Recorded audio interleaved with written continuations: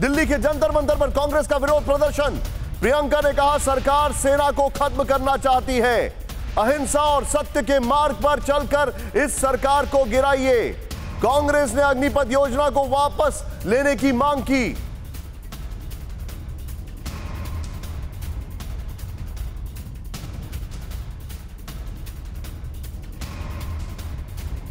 दिखा दें किस तरीके से विरोध प्रदर्शन, ये शांतिपूर्ण विरोध कर रहे हैं, विच इज वेरी गुड।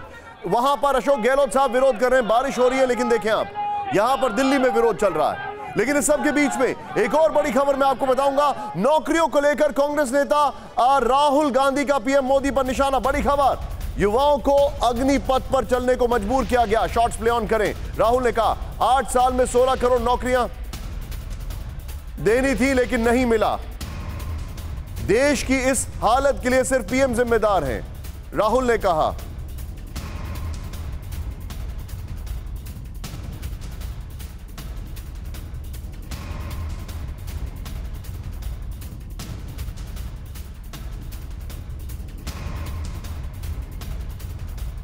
की बड़ी खबर आ रही है, लेकिन इस सब के बीच में एक और बड़ी खबर बताना चाह रहा हूं, वो है मनीष तिवारी को लेकर। अग्निपथ को लेकर कांग्रेस में बड़ी बगावत। मनीष तिवारी ने की अग्निपथ योजना की तारीफ। शॉर्ट्स प्ले ऑन करें।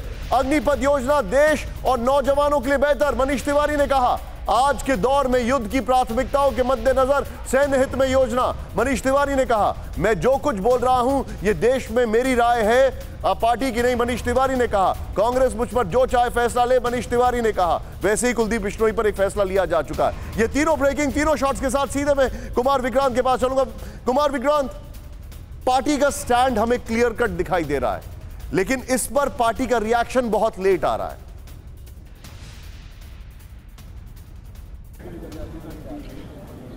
जी निशांत, देखिए कांग्रेस पार्टी की ओर से साफ तौर पर राहुल गांधी से लेकर प्रियंका गांधी से लेकर सोनिया गांधी तक इस अग्निपथ योजना को वापस लेने की मांग कर चुके हैं। और इस बीच में मनीष तिवारी का ये कहना कि वो इस योजना के समर्थन में है, निश्चित तौर पर बताता है कि मनीष तिवारी का जो गुस्सा है वो गुस्से का पानी अब उनके सर के ऊपर से जा रहा है। मनीष तिवारी पंजाब चुनाव के पहले से ही आलाकमान से नाराज चल रहे हैं। G23 का भी वो हिस्सा रहे। उसके बाद हालांकि उनकी सोनिया गांधी से मुलाकात हुई, लेकिन उसके बाद भी चीजें रास्ते पर नहीं आई, जिसके बाद माना जा रहा है कि मनीष तिवारी ने कांग्रेस से बगावत का एक सुर एक बार फिर छेड़ा है। डायरेक्ट सवाल पूछ रहा हूं, मनीष तिवारी क्या ईडी को लेकर जो विरोध कर रहे थे, उस विरोध के बाद एकदम से गियर चेंज नहीं कर पाए? अग्निपथ को लेकर जो विरोध करना था उसको लेकर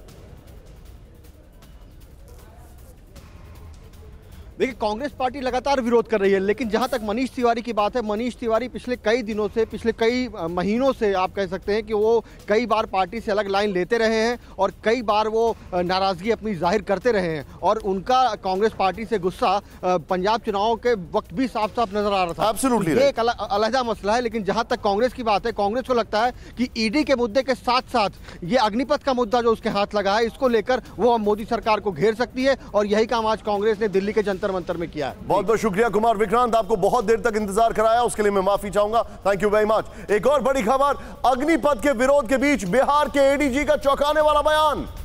अभी कुछ दिन और चल सकता है प्रदर्शन, एडीजी बिहार ने कहा। शॉट दिखाएं प्लीज। इंटेलिजेंस के मिली रिपोर्ट के आधार पर बोले एडीजी।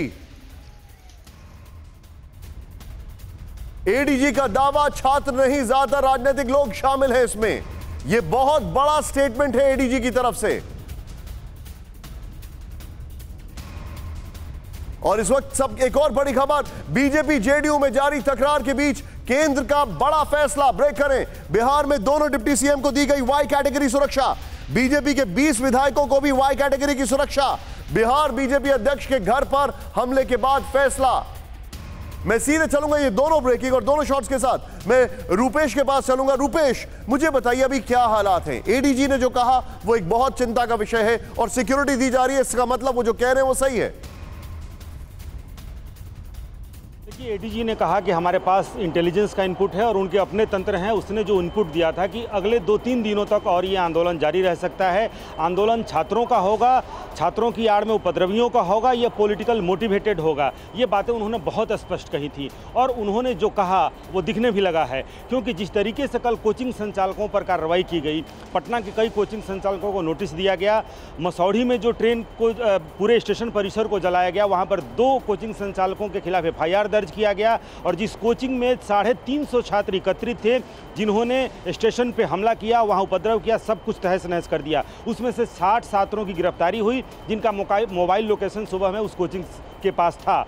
लेकिन उसके बाद से आज आप देखें कि सब कुछ शांति है, यानी कि छात्रों का जो आंदोलन था वो कहीं पे ना उपद्रव हुआ, ना कोई हिंसा की घटना हुई, ना कोई सामान्य प्रदर्शन भी हुआ। लेकिन सारे लोग पूछ रहे हैं कि ये आग कब बुझेगी। राजनीति पूछ रही है कि ये आग क्यों बुझेगी, क्योंकि आज इस तरीके से छात्रों ने कोई प्रदर्शन नहीं किया, लेकिन कांग्रेस ने प्रदर्शन किया। कांग्रेस के कार्यकर्ता पुलिस के साथ भिड़ गए और उसके अगले ही दिन तेजस्वी यादव ने यह घोषणा कर दी कि वो 20 को या 21 को वो अपने तमाम विधायकों को लेकर, अपने तमाम पार्टी के कार्यकर्ताओं को लेकर विधानसभा और राजभवन का घेराव करेंगे। तेज प्रताप यादव कह रहे हैं कि वो अपने जनशक्ति परिषद की क्या आंदोलन होगा वो अलग तारीखों का ऐलान करेंगे। पप्पू यादव कह रहे हैं कि उनका जो छात्र विंग है, लेफ्ट पार्टियां कह रही हैं, लेकिन आप जो बताने में थोड़ा सा रोकूंगा, इसी के सिलसिले में मैं कुछ और जानकारी देना चाहूंगा। अग्निपथ में हिंसा को लेकर बिहार बीजेपी की बड़ी बैठक में बिहार बीजेपी के सभी सांसद और विधायक और विधान परिषद शामिल।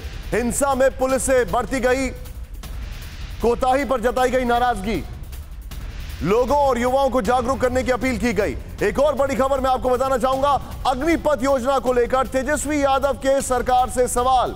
क्या यह मनरेगा जैसा रोजगार है? तेजस्वी ने कहा। क्या सेना में भर्ती होने वाले अग्निवीरों को ग्रेच्युटी मिलेगी?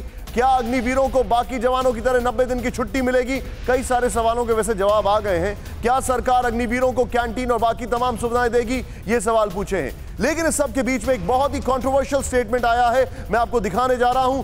अग्निवीरों पर बीजेपी महासचिव कैलाश विजयवर्गीय का हैरान करने वाला बयान। शॉर्ट्स प्ले ऑन करें उनके। बीजेपी ऑफिस में सिक्योरिटी रखने में मिलेगी प्राथमिकता, अग्निवीरों को सिक्योरिटी गार्ड के रूप में प्राथमिकता। अग्निवीर होने के फायदे गिना रहे थे कैलाश विजयवर्गीय।